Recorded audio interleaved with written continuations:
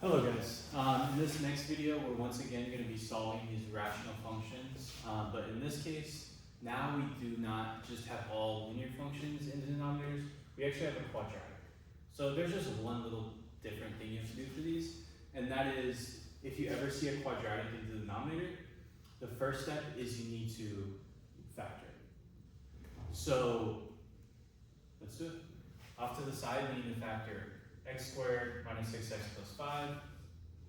So we got 5, negative 6, so that's negative 5, negative 1.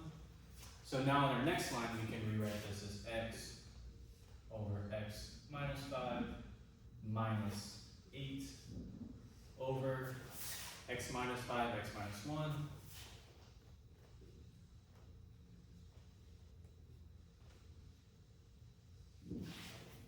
Equals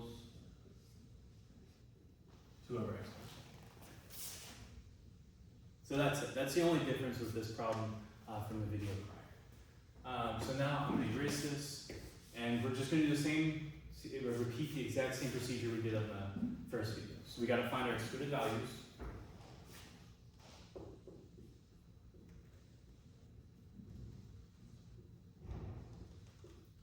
So we're just taking our denominators and figuring out what you'd have to plug into x to make those 0.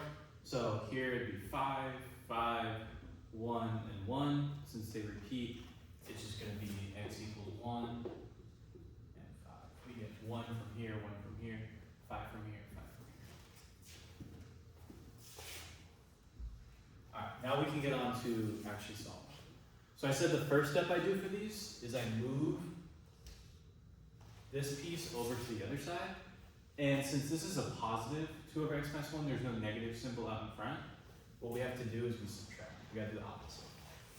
So this becomes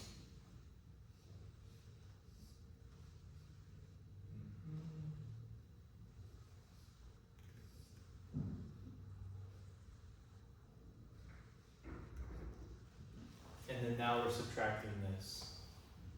So minus 2 over, and since we moved it over, it's now set equal to 0. And just like the last problem, I'm now going to look at the bottom and figure out how many different pieces I have in this puzzle. And I have x minus 5, x minus 5, and x minus 1, x minus 1. So I have 2 pieces. I have x minus 5 and x minus 1. And so I'm going to I want the bottoms to all be the same. So if they're missing either of those 2 pieces, I'm going to give them that piece. So this one has the x minus 5, but it needs the x minus 1. So I'm going to give it an x minus 1 on bottom, x minus 1 on top. This one has the x minus 1, but it needs the x minus 5. So I'm going to give it an x minus 5. And then this one already has both pieces, so it's good to go. So now we can combine this into one fraction. We get x times x minus 1 minus 8 minus 2 times x minus 5. And this is all over x minus 5, x minus 1. And I told you in the last problem, once you have it that the denominator is the same, this is just all one singular fraction, from there you can just ignore the denominator and just take whatever is on top and set it equal to 0. So that's what I'm going to do. I'm going to first off simplify this.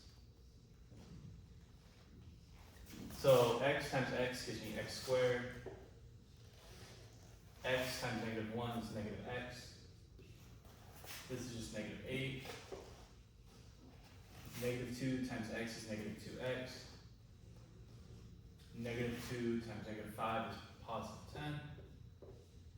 And instead of setting this equal to 0, I'm just ignoring the denominator now. Now I can reorganize these terms. So I have x squared minus x minus 2x is minus 3x. Negative 8, that's plus 2, equals 0. Now I told you once you get to this point, you got a quadratic equals 0, you got a factor. So you have 2 on top, negative 3 on the bottom. So that's negative 2, negative 1. So this becomes x minus 2, x minus 1 equals 0. We split off and solve in two different directions. I'm just going to do that. I'm going to do that over here.